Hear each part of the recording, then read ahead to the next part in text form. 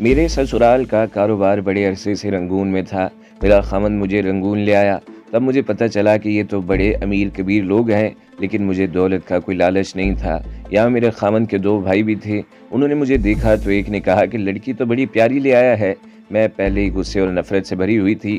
میں نے صحن میں کھڑے ہو کر اعلان کر دیا کہ میں جس کی بیوی ہوں اسی کی بیوی بنوں گی، اور کوئی دوسرا میرے قریب نہ آئے، ورنہ میں کسی کا سر پھوڑ دوں گی۔ دوسرے بھائی ہنس پڑے۔ میں ان کی ہنسی سمجھ گئی، وہ میرا مذاق اڑا رہے تھے۔ میرے خاوند میں دوسری بری عادت یہ تھی کہ دیسی اور سستی شراب پیتا تھا۔ اس شراب کی بدبو ایسی تھی کہ مجھے ابکائیاں آنے لگتی تھیں۔ 2-3 دنوں بعد میرے خاوند کے بھائیوں نے میرے ساتھ زبردستی شروع کر دی۔ میں گالیاں بکتی رہی یا کبھی رو پڑتی، لیکن تینوں بھائی میرا مذاق اڑاتے تھے۔ میری حالت پاگلوں جیسی ہو گئی تھی۔ اس سارے گھر میں مجھے سوائے بدبو کے اور کچھ نہیں ملتا تھا، یا یہ حیوانوں والا سلوک تھا جو میرے ساتھ ہو رہا تھا۔ 6-7 مہینے ہی گزرے تھے کہ یہ خبریں کانوں میں پڑنے لگیں کہ جاپان کی فوج علاقوں پر علاقے فتح کرتی ہوئی بڑی تیزی سے چلی آ رہی ہے۔ لوگوں نے رنگون سے بھاگنا شروع کر دیا، لیکن میرا خاوند اور اس کے بھائی اتنا اچھا کاروبار جو انہیں کھلی دولت دے رہا تھا چھوڑنے کے لیے تیار نہیں تھے۔ انہوں نے یہیں رہنے کا فیصلہ کر لیا اور ایک روز جاپانی رنگون میں آ گئے۔ رنگون میں رہنے والے برمی خوش تھے کہ انگریز چلے گئے ہیں اور جاپانی آ گئے ہیں۔ یہاں کے لوگ جاپانیوں کو بہت ہی پسند کرتے تھے۔ ہندوستان کے جو لوگ بھاگ سکے وہ بھاگ گئے اور برمیوں نے ان کے گھروں کو لوٹ لیا۔ پھر یہ شور اٹھنے لگا کہ جوان لڑکیوں کو گھروں میں چھپا لو، کیونکہ جاپان کے فوجی لڑکیوں کو پکڑ کر اپنے ساتھ لے جاتے ہیں۔ برمیوں کو یہ غلط فہمی رہی کہ انہوں نے جاپانیوں کی مدد کی ہے، اس لیے جاپانی ان کی بہو بیٹیوں پر ہاتھ نہیں ڈالیں گے۔ لیکن جاپانیوں کو جہاں کہیں خوبصورت لڑکی نظر آئی، انہوں نے یہ نہیں دیکھا کہ یہ برمی ہے، ہندوستانی ہے یا کس ملک کی ہے، وہ اسے ساتھ لے گئے۔ میرا خاوند اور اس کے بھائی مجھے چھپا کر رکھتے تھے، لیکن میرا دماغ ایسا خراب ہوا کہ جوں ہی وہ سب باہر جاتے، میں باہر نکل کر گلی میں کھڑی ہو جاتی، اور ایک روز جاپانی مجھے بھی اپنے ساتھ لے گئے۔ پہلے پہل تو میں اپنی اس غلطی پر بہت پچھتائی کہ میں کیا کر بیٹھی۔ قدرت نے مجھے جو خوبصورتی دی تھی، وہ اتنا اچھا جسم دیا تھا کہ میرے لیے ایک مصیبت بن گیا۔ آخر ایک روز ایک افسر نے مجھے دیکھ لیا اور وہ اپنے ساتھ لے آیا۔ اب اتنے عرصے سے اس افسر کے ساتھ ہوں، فرق صرف یہ ہے کہ اس کے ساتھ باقاعدہ شادی نہیں ہوئی، لیکن ہم نے ایک دوسرے کو میاں بیوی کی حیثیت سے قبول کر لیا ہے، اور میں بڑے مزے کے ساتھ زندگی گزار رہی ہوں۔ کھانے کو بہت اچھا ملتا ہے اور جاپان کی بہترین شراب پیتی ہوں۔ میں اور فصیح بار بار ایک دوسرے کی طرف دیکھتے تھے۔ فصیح بھی شاید میری طرح یہی سوچ رہا تھا کہ یہ خوبصورت لڑکی دیکھنے میں انسان لگتی ہے، لیکن مکمل حیوان ہے یا حیوان بنا دی گئی ہے۔ سکنی جب اپنی واردات سنا رہی تھی تو اس کی ساتھی اعلی آباد کی ہندو لڑکی یوں بار بار ہنستی تھی جیسے کوئی بچہ بڑی دلچسپ اور مزاحیہ کہانی سن رہا ہو۔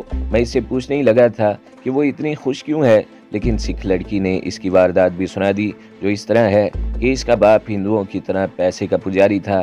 اس نے ایک بوڑھے ہندو تاجر سے خاصی رقم لے کر اپنی اس خوبصورت اور نوجوان بیٹی کو اس کے ساتھ بیاہ دیا تھا۔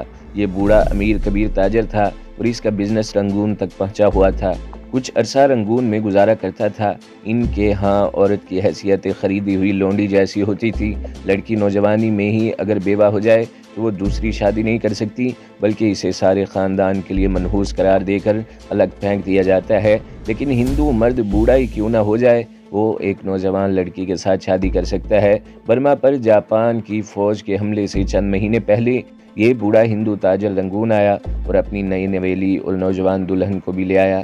یہ لڑکی اس بوڑھے کی خدمت خاطر کرتی رہی، لیکن اس بوڑھے نے لڑکی کی کوئی خدمت نہ کی، بلکہ اسے پیسے کا محتاج رکھا، کیونکہ وہ بہت کنجوس تھا۔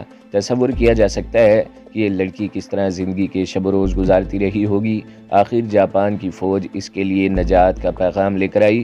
اس ہندو تاجر نے رنگون سے بھاگنے کا ارادہ کیا تھا، لیکن اس کی مدد کرنے والا کوئی نہ تھا، اور پھر بھاگنے کا وقت گزر گیا۔ ایک روز اس لڑکی کو 2-3 جاپانی فوجیوں نے دیکھ لیا اور اسے پکڑ کر اپنے ساتھ لے گئے۔ اس کا انداز سکھ لڑکی جیسا نہیں تھا، وہ خود باہر گلی میں کھڑی ہو جاتی تھی۔ یہ ہندو جب جاپانیوں کے ہاتھ چڑھی تو وہ بہت روئی اور بہت تڑپی۔ اس کے ساتھ جاپانی فوجیوں نے حیوانوں اور وحشیوں جیسا سلوک کیا۔ آخر ایک روز ایک جاپانی افسر نے اسے دیکھا تو اپنے ساتھ لے آیا۔ سکھ لڑکی کی طرح اسے جاپانی افسر نے بھی ہندو لڑکی کو بغیر شادی کیے بیوی بنا رکھا۔ اس ہندوانی نے ہمیں بتایا کہ اس کا افسر کہتا ہے کہ وہ اسے اپنے ساتھ جاپان لے جائے گا۔ یہ تھی وجہ ان دونوں لڑکیوں کی خوشی کی۔ دونوں ہر طرح مطمئن تھی اور ایک روز جاپان چلے جانے کے خواب دیکھ رہی تھی۔ ایک روز ہم رنگون پہنچ گئے۔ ہمارا ٹرک ایک 2 منزلہ عمارت کے سامنے رکا۔ یہ جاپان کی فوج نے اپنا ہیڈ کوارٹر بنا رکھا تھا۔ اسی میں انٹیلیجنس کا دفتر بھی تھا۔ اس عمارت کے پیچھے چھوٹے چھوٹے کمرے تھے۔ ہمیں ان کمروں میں بھیج دیا گیا۔ میں اور فصیح ایک کمرے میں چلے گئے جس میں 4 پائی اور ایک میز اور 2 کرسیاں رکھی ہوئی تھیں۔ برما کا شہر رنگون، جس کی میں نے بہت باتیں سنی تھی، بہت اچھا اور خوبصورت تھا۔ اس میں ٹرامیں چلتی تھیں اور سڑکیں کشادہ تھیں، مگر اب اس خوبصورت اور بہت بڑے شہر پر قہر برس رہا تھا۔ جاپانیوں نے تو اس شہر پر بمباری اور توپوں کی گولہ باری کے بغیر ہی قبضہ کر لیا تھا، لیکن اب امریکہ اور برطانیہ کے بمبار جہاز اس پر ظالمانہ بمباری کر رہے تھے۔ شہر بری طرح تباہ ہو رہا تھا۔ جاپانیوں میں بھگدڑ مچی ہوئی تھی۔ رنگون میں ہم 3 دن رکے رہے، لیکن نہ دن کو چین اور نہ رات کو نیند۔ ہر وقت بم گرتے اور پھٹتے رہتے تھے اور یہ خوف ہر لمحہ دل کو گرفت میں لیے رکھتا تھا کہ ایک بم اس عمارت پر گرے گا اور ہم سب اس کے ملبے تلے دب کر مر جائیں گے۔ فصیح مجھے اکیلا چھوڑ کر اپنی ڈیوٹی کے سلسلے میں چلا جایا کرتا تھا۔ ایک صبح وہ حسب معمول گیا، لیکن فوراً ہی واپس آ گیا۔ اس نے یہ خوشخبری سنائی کہ ہم آج ہی ایک بوٹ کے ذریعے ملایا کے ایک بڑے شہر کوالمپور سنگاپور جا رہے ہیں۔ اس سے تھوڑی دیر بعد ہمارا جاپانی افسر آ گیا اور اس نے کہا کہ فوراً نکلو، ٹرک میں بیٹھو۔ مجھے جاپانی وردی دی گئی اور ایک رائفل اور ایمونیشن بھی دیا گیا، اور اس کے علاوہ کچھ اور سامان جو انفینٹری کے ایک سپاہی کے پاس ہوتا ہے مجھے دیا گیا۔ میں اپنی وردی اور جوتے وہیں پھینک دیے اور جاپانی فوج کا باقاعدہ سپاہی بن کر ٹرک پر سوار ہو گیا۔ ٹرک ہمیں بندرگاہ پر لے گیا جہاں وہ گن بوٹ کھڑی تھی جس نے ہمیں لے جانا تھا۔ وہاں تو ہر کام بڑی ہی جلدی میں ہو رہا تھا۔ ہمیں دیکھتے ہی گن بوٹ والوں نے زبانوں سے اور ہاتھوں کے اشاروں سے کہنا شروع کر دیا کہ فوراً بوٹ میں سوار ہو جاؤ، وقت بہت کم ہے۔ ان کی یہ جلد بازی بتا رہی تھی کہ حالات ایمرجنسی والے ہیں، 1 منٹ بھی ضائع نہیں کرنا۔ ہم سب گن بوٹ میں چلے گئے۔ گن بوٹ ایک بڑے سائز کی لانچ تھی جس کے چاروں طرف مشینی گنیں لگی ہوئی تھیں، اور ان میں 4 اکٹھی مشین گنیں ایک سائیڈ پر فٹ کی ہوئی تھیں جو طیارہ شکن گنیں تھیں۔ اس بوٹ میں 2 چھوٹے کیبن اور خاصا کشادہ کیبن تھا جس میں ہمیں سفر کرنا تھا۔ جو ہی ہم گن بوٹ میں داخل ہوئے، بوٹ چل پڑی۔ میں نے زندگی میں پہلی مرتبہ سمندر دیکھا۔ میں برساتی نالوں ندیوں کے دیس کا رہنے والا تھا۔ بارش برستی تھی، ان ندی نالوں میں سیلاب آتا اور چند گھنٹوں بعد سیلاب اتر جاتا، اور سردیوں کے موسم میں یہ ندی نالے بالکل خشک رہتے تھے۔ میں نے ہندوستان کے دریا دیکھے تھے، اور جو سب سے بڑا دریا دیکھا وہ برما کا ایراوتی تھا جسے میں نے موٹر بوٹ پر عبور کیا تھا۔ میں سمجھتا تھا کہ اس سے بڑا دریا کوئی اور نہیں ہو سکتا، لیکن جب سمندر کی وسعت دیکھی تو خیال آیا کہ ایراوتی تو چھوٹی سی ایک ندی ہے۔ گن بوٹ جب کھلے سمندر میں گئی تو میں ہر طرف حیرت سے دیکھنے لگا اور مجھے خدا یاد آ گیا۔ سمندر میرے تصوروں سے بھی زیادہ وسیع و عریض تھا۔ ایک طرف تو ابھی تک رنگون کا شہر اور ساحل نظر آ رہا تھا، لیکن باقی اطراف سوائے افق کے پانی ہی پانی تھا۔ سمندر کا ایک تاثر ہوتا ہے، انسان کا ذہن کھلتا ہے، پھر پھیلتا ہی چلا جاتا ہے۔ مجھے وہ دودھ جیسے سفید پرندے بڑے اچھے لگ رہے تھے جن کی چونچیں سرخ تھیں اور پنجے بطخوں جیسے تھے۔ یہ گن بوٹ کے اوپر منڈلاتے رہے۔ یہ پرندے اس توقع پر ہمارے ساتھ ساتھ اڑ رہے تھے کہ ہم کھانے کے لیے کچھ پھینکیں گے۔ وہ سمندر میں اترتے اور بطخوں کی طرح تیرتے تھے، پھر اڑتے اور ہمارے اوپر آ جاتے۔ جب انہوں نے دیکھا کہ اس بوٹ سے کھانے کو کچھ بھی نہیں مل رہا تو وہ واپس ہونے لگے۔ پھر میں نے مچھلیاں دیکھی، انہوں نے مجھے اور بھی زیادہ حیران کر دیا۔ ایک مچھلی جس کی لمبائی 2 فٹ یا اس سے ذرا کم ہوگی، پانی سے ابھرتی اور 3-4 فٹ پانی سے اوپر کو اڑتی اور پانی سے اتنا ہی بلند رہتی اور 15-20 گز آگے جا کر پانی میں ڈبکی لگا جاتی۔ میں مچھلیوں کا یہ کھیل دیکھتا رہا اور اس کے ساتھ ہی سمندر نے اپنا ایک اور اثر دکھانا شروع کر دیا۔ میں سر میں گرانی سی محسوس کر رہا تھا، جسم کی کیفیت ایسی ہو گئی جیسے بخار ہو گیا ہو۔ اسی کے ساتھ ہی متلی محسوس ہونے لگی۔ میں اس وقت لانچ کے اوپر کھڑا سمندر دیکھ رہا تھا۔ فصیح ایک ہندو ساتھی کے ساتھ کیبن سے اوپر آیا۔ میں نے انہیں بتایا کہ میں کیا محسوس کر رہا ہوں۔ فصیح نے بتایا کہ ہم سب کی حالت یہی ہو رہی ہے اور چند گھنٹے یہ ایسی ہی رہے گی۔ اسے سی سکنس کہتے ہیں۔ بحری جہاز جب کھلے سمندر میں جاتا ہے تو تمام مسافر اسی بیماری میں مبتلا ہو جاتے ہیں۔ متلی تو ہر کوئی محسوس کرتا ہے، لیکن کچھ مسافر کیا بھی کرنے لگتے ہیں۔ بخار محسوس ہوتا ہے لیکن ہوتا نہیں۔ سر کی گرانی کو بعض مسافر بڑی مشکل سے برداشت کرتے ہیں۔ اس کا کوئی علاج نہیں اور نہ ہی اس کا علاج کیا جاتا ہے۔ 12 گھنٹوں کے اندر اندر حالت نارمل ہو جاتی ہے۔ فصیح نے مجھے سمندر کے یہ اثرات سمجھائے تو مجھے یہ اطمینان ہو گیا کہ میں کسی بیماری میں مبتلا نہیں ہوا اور رات تک ٹھیک ہو جاؤں گا۔ غروب آفتاب کے منظر کو میں آج تک نہیں بھولا۔ سورج جب غروب ہونے لگا تو یوں نظر آتا تھا جیسے اس طرف سمندر کو آگ لگ گئی ہو۔ سمندر کی حالت یہ تھی جیسے کسی نے سارے سمندر میں سونے کے چھوٹے چھوٹے ٹکڑے بکھیر دیے ہوں اور وہ چمک رہے ہوں۔ پھر سورج سمندر میں ڈوب گیا۔ رنگون سے سنگاپور کم و بیش 1200 میل دور تھا۔ ہمیں یہ سارا سفر اس گن بوٹ پر طے کرنا تھا۔ میں نے سمندر میں 3 رنگ دیکھے۔ بندرگاہ سے ہٹے تو سمندر کا رنگ ہلکا سبز تھا اور دور گئے تو اس کا رنگ گہرا نیلا ہو گیا، اور شام سے کچھ دیر پہلے میں یہ دیکھ کر حیران رہ گیا کہ سمندر کا رنگ بالکل کالا ہو گیا تھا۔ میں سمجھا کہ سورج غروب ہو رہا ہے، اس لیے سمندر کا گہرا نیلا رنگ کالا نظر آتا ہے۔ میں نے فصیح کو بتایا تو اس نے کہا کہ سمندر کا پانی بالکل شفاف ہوتا ہے، یہ رنگ سمندر کی گہرائی ظاہر کرتے ہیں۔ جہاں سمندر کا رنگ کالا ہو گیا تھا وہاں سمندر بہت ہی گہرا تھا۔ فصیح نے ایک اور دلچسپ بات سنائی، یہ وہ کالا پانی تھا جو ہم اکثر سنا کرتے ہیں، اس طرح کے فلاں قاتل کو عمر قید ہوئی اور اسے کالا پانی بھیج دیا گیا ہے۔ آج بھی کبھی کبھی کالا پانی کا ذکر آتا ہے۔ یہ خلیج بنگال میں جزیروں کا ایک جھرمٹ ہے جسے جزیرہ انڈیمان کہتے ہیں۔ یہ جزائر رنگون سے کم و بیش 300 میل اور کولکتہ سے تقریباً 4000 میل دور ہیں۔ یہ بھارت کے جزیرے ہیں، لیکن اب وہاں وہ قید خانہ نہیں جو انگریزوں کے زمانے میں ہوا کرتا تھا۔ چونکہ ان جزیروں کے ارد گرد پانی بہت ہی گہرا اور اس گہرائی کی وجہ سے کالا نظر آتا ہے، اس لیے اسے کالا پانی کہتے ہیں۔ جزائر انڈیمان کے متعلق ایک چیز مشہور ہے کہ وہاں سے کوئی قیدی فرار نہیں ہو سکتا۔ اس کی ایک وجہ یہ بتائی جاتی ہے کہ ان جزائر کے ارد گرد نوکیلی چٹانیں ہیں جو سمندر کے پانی میں چھپی رہتی ہیں۔ یہ چٹانیں ہی آدمی کو زخمی کر کے ڈبو دیتی ہیں۔ دوسری وجہ یہ ہے کہ ان جزیروں کے ارد گرد شارک مچھلیاں بھی پائی جاتی ہیں، یا اب بھی ہوں گی۔ یہ مچھلیاں انسان خور ہوتی ہیں۔ میں نے انگریزی کی ایک کتاب میں پڑھا تھا کہ صرف ایک آدمی جو وہاں قید سے فرار ہو کر برما پہنچ گیا تھا، وہ برما کا ہی رہنے والا تھا اور اس نے کسی کو قتل کر دیا تھا۔ مجھے اس کا نام تو یاد نہیں رہا۔ وہ وہاں کے ایک نمبردار کا بیٹا تھا۔ اس وقت برما پر بھی انگریزوں کی بادشاہی تھی، اس لیے وہاں کے قاتلوں کو بھی کالا پانی بھیجا جاتا تھا۔ انگریز نے برما میں نمبرداری سسٹم چلا رکھا تھا۔ بات چونکہ انڈیمان کی ہو رہی ہے، یعنی کالا پانی کی، تو میں ایک دو باتیں سنانا بے محل نہیں سمجھوں گا۔ جاپانیوں نے جب مشرق بعید کے ممالک پر قبضہ کر لیا تھا تو جزائر انڈیمان پر بے پناہ بمباری کی تھی۔ وہاں جتنے بھی قیدی تھے اور اس قید خانے کے عملے کی نفری تھی وہ سب کے سب مارے گئے۔ قیدیوں کے علاوہ ان جزائر کے باشندے بھی مارے گئے۔ وہ معصوم لوگ تھے۔ ان لوگوں کی اپنی ایک ثقافت، معاشرت اور تاریخ تھی۔ ایک جزیرے میں تو قیدی رہتے تھے اور دوسرے جزائر میں حبشیوں کی طرح کے لوگ رہتے تھے۔ ان کے قد بہت ہی چھوٹے ہوتے تھے اور وہ پگمی کہلاتے تھے۔ ان کا لباس اتنا سا ہی ہوتا کہ کمر کے گرد ایک کپڑا لپیٹ کر رکھتے تھے اور باقی جسم مردوں کا اور عورتوں کا بھی برہنہ رہتا، اور وہ اس دنیا اور تہذیب سے بہت دور اور لا تعلق رہتے تھے جس دنیا میں ایک دوسرے کے ملکوں پر قبضہ کرنے کے لیے لاکھوں کی تعداد میں بے گناہ انسانوں کو موت کے گھاٹ اتار دینا ضروری سمجھا جاتا ہے۔ معلوم ہوا تھا کہ ان جزائر کی وہ نسل بالکل ہی ناپید ہو گئی ہے اور اب بھارت نے وہاں نہ جانے کس قسم کی تنصیبات لگا رکھی ہیں، اور وہاں بھارتی نیوی کا بھی کوئی سلسلہ ہے۔ جزائر انڈیمان یعنی کالا پانی کے متعلق یہ بات بھی ذہن میں آتی ہے کہ سید احمد شہید رحمہ اللہ تعالیٰ علیہ کی تحریک مجاہدین کے بہت سے لیڈروں کو عمر قید دے کر کالا پانی بھیج دیا گیا تھا۔ تحریک مجاہدین کے کچھ مجاہدین کو بھی کالا پانی بھیج دیا گیا تھا۔ 1857 میں جب مسلمانوں نے جنگ آزادی لڑی اور ہار گئے تو انگریزوں نے چند ایک سرکردہ مسلمانوں کو عمر قید دے کر کالا پانی بھیج دیا تھا۔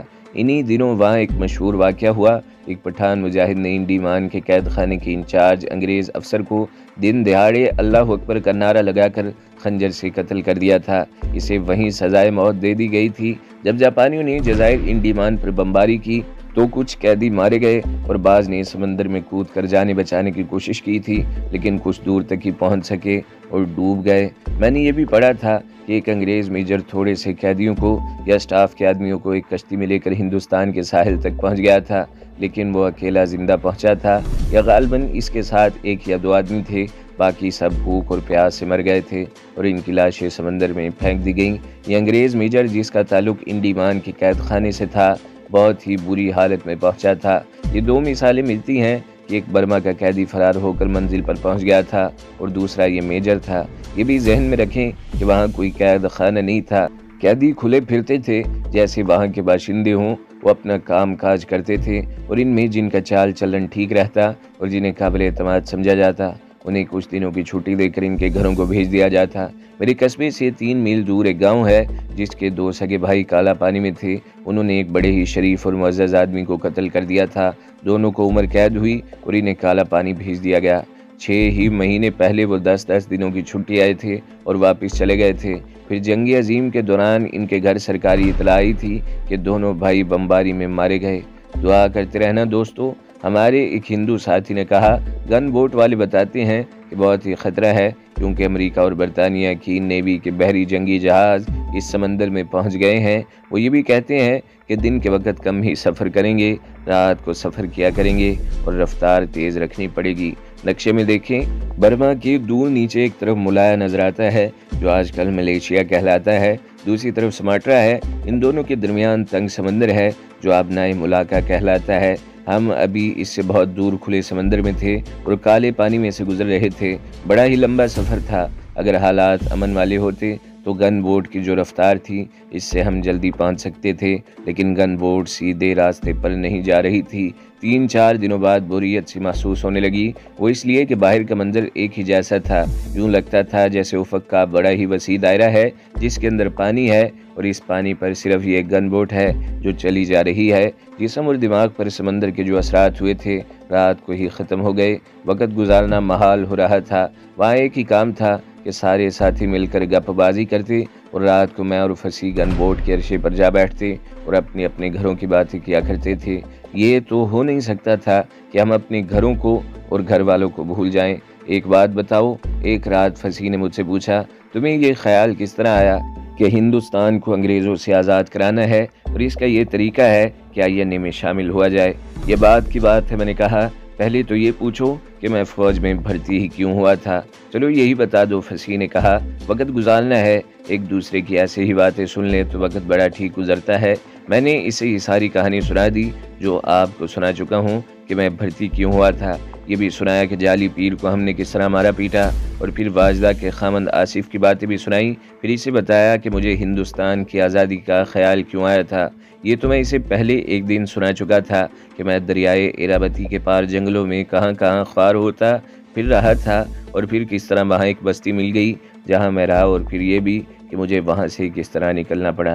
तुम कीमती आदमी हो, फसी ने कहा। तुम शरीफ आदमी नहीं थे लेकिन इन बर्मियों की बस्ती में आकर शरीफ आदमी बन गए। अगर कोई और तुम्हारी जगह होता, मैं ही होता, तो इन बर्मी लड़कियों से जो तुम्हें पीरो मुर्शिद समझती थी पूरा लुत्फ़ उठाता। मैं तुम्हें ये बात इसलिए कह रहा हूँ कि तुम अपनी कीमत और अपनी कदर पहचानो। ये ज़िंदगी में किसी न किसी मुकाम पर तुम्हारे काम आएगी। गुनाहों से आदमी लुत्फ़ तो उठा सकता है लेकिन ज़िंदगी में जो ख्वारी मिलती है इसके बारे में नहीं सोचता। इन जापानी फ़ौजियों को देख लो, इनका मोराल कितना हाई है और ये किस तरह जाने कुर्बान करते हैं। अमेरिका और अंग्रेज़ों ने इन पर जो अपनी फ़ौजों का और बमबार जहाज़ों का दबाव डाला हुआ है, कोई और होता तो कभी का भाग गया होता, लेकिन जापानियों को पीछे हटाना इन दोनों बादशाहियों के लिए एक मसला बना हुआ है। हांगकांग, सिंगापुर और मलाया के एक ही हमले से अंग्रेज़ वहां से भाग गए थे, लेकिन इन जापानियों को औरतों का जो चस्का है इसने इन्हें एक कमज़ोरी बनकर पसपाई पर मजबूर कर दिया है। अगर तुम बर्मियों की इस बस्ती में इन लड़कियों के साथ दिलचस्पी पैदा कर लेते जो तुमने मुझे बताई है तो इस वक्त तक तुम अंग्रेज़ों की इंटेलिजेंस के हाथों गिरफ्तार हो चुके होते और जेल में सारी उम्र के लिए पड़े हुए होते। कहानी इतनी लंबी हो गई थी कि रात आधी से ज़्यादा गुजर गई और नींद आने लगी। हम दोनों उठे और नीचे कैबिन में जाकर सो गए। अगली रात खाना खाकर हम दोनों रोज़मर्रा की तरह अरशे पर जाकर बैठ गए। यूँ मालूम होता था जैसे हम इसी गन बोट में पैदा हुए हैं और इसी में उम्र गुजर जाएगी और हमारी लाशें समंदर में फेंक दी जाएंगी।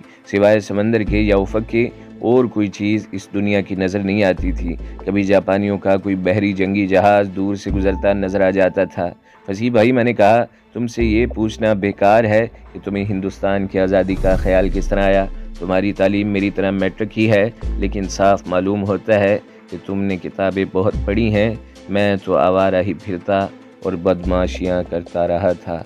तो दोस्तों, अगली किस्त सुनने के लिए हमारे चैनल को ज़रूर सब्सक्राइब करें, वीडियो को लाइक करें और बेल के आइकन पर भी क्लिक कर दें ताकि हर जो आने वाली वीडियोज़ हैं वो आपको सबसे पहले मिलती रहें।